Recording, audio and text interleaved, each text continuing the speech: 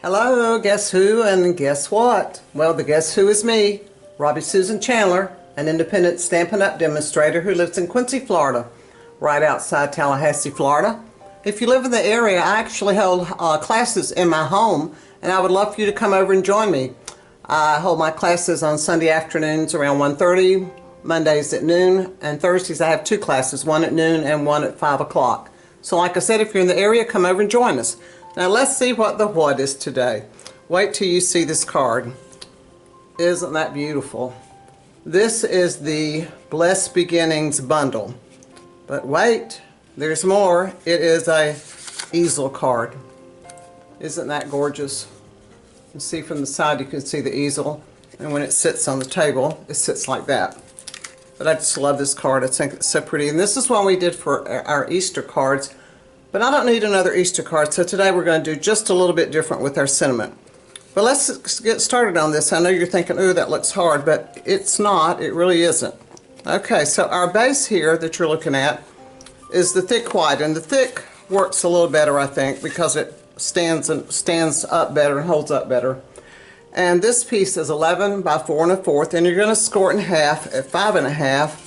But then you're going to score it again at 2 3/4, which is what forms your easel. So 5 1/2 and 2 3/4, and then it's 4 1/4 wide and 11 long. So that's our base, and I'm going to burnish it a little bit with my bone folder just to get it to lay a little flatter. If you have an easel card that doesn't want to stand up, chances are you just need to burnish it again because the fold isn't quite crisp enough. Okay, so now let's look at our first two layers. Alright, one layer is this fresh freesia, and it's 4 by 5 1/4, and that's actually this little piece you see in the back here. It's not much of it showing, but that's kind of our base. And then this white arch you see here, this is another piece of thick white, and it is 4 1/4. Let me get all these pieces here. It actually starts out at 4 1/4 by 5 1/2. And what I did, I took two of the arches from Everyday Arch Dies, and let me see if I can figure out which ones I used. I used the next to the largest, which would be this one, and then the third to the largest, which is this one. And I laid them on there and cut them at the same time. And that way I got this piece, and then I got this piece, the piece that I use in here. And I ended up with a little tiny white arch that was left too that I may try to use on a card. I don't know if I can find something to use it on.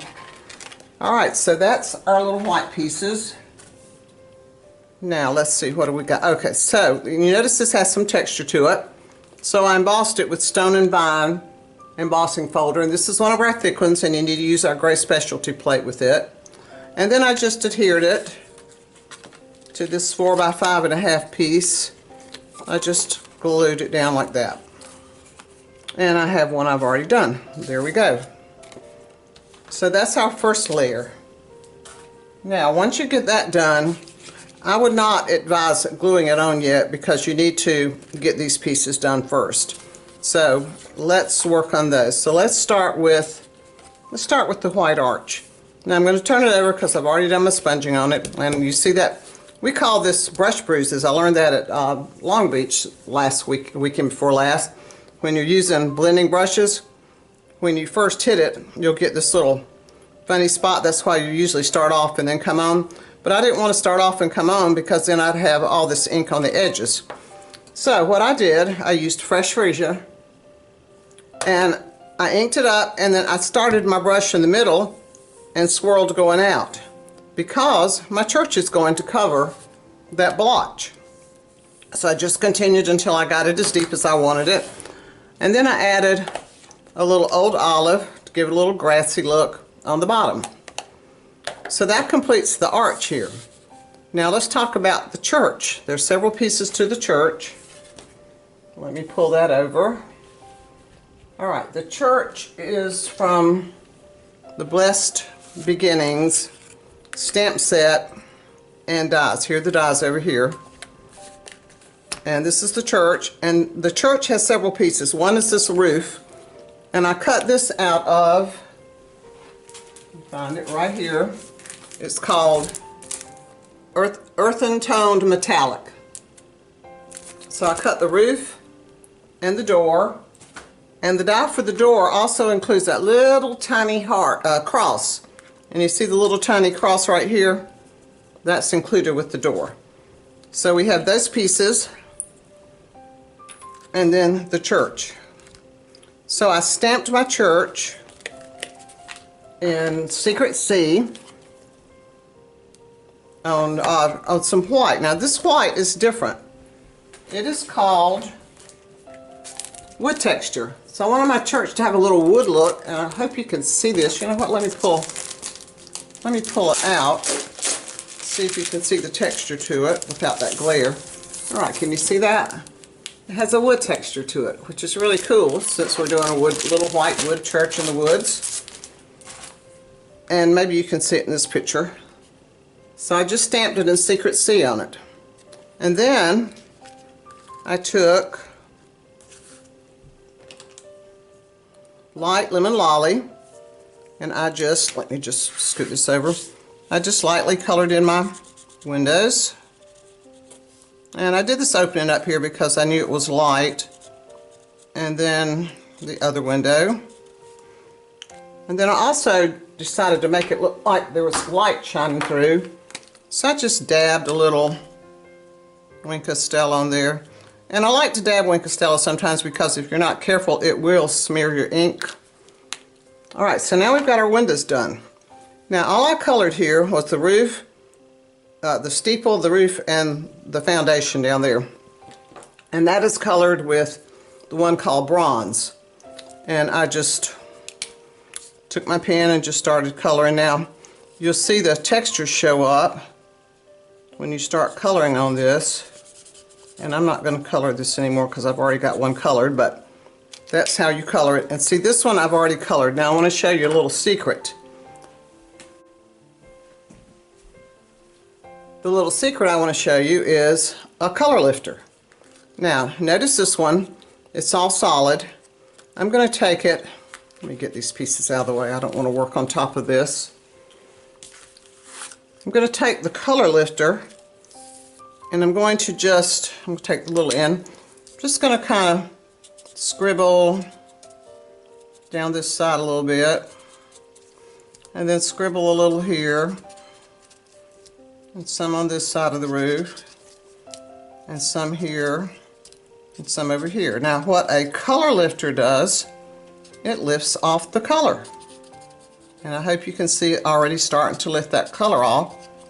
And it gives your coloring more dimension. And as it dries, it lightens even more. And here's one I've already done.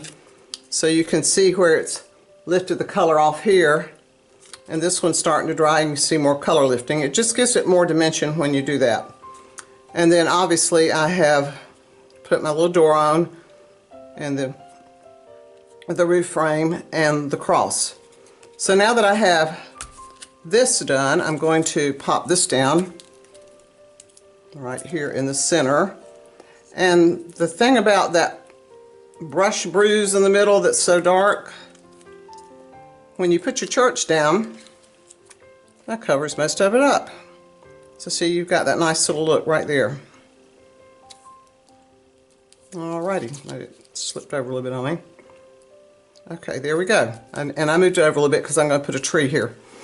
Now, the next thing are the trees, and they're also from this stamp set. I used 2 of these bushes and 1 tree.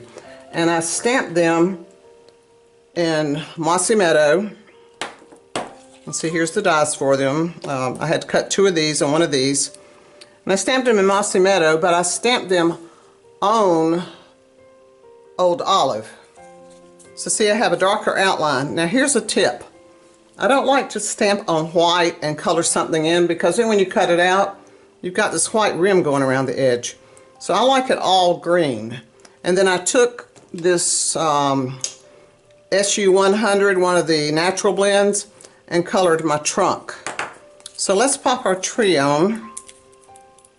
I have a nasty looking ink pad there. Let's get it out of the way. So I'm going to slip my tree right in here. Just let that I'm going to move it down a touch. How about right there?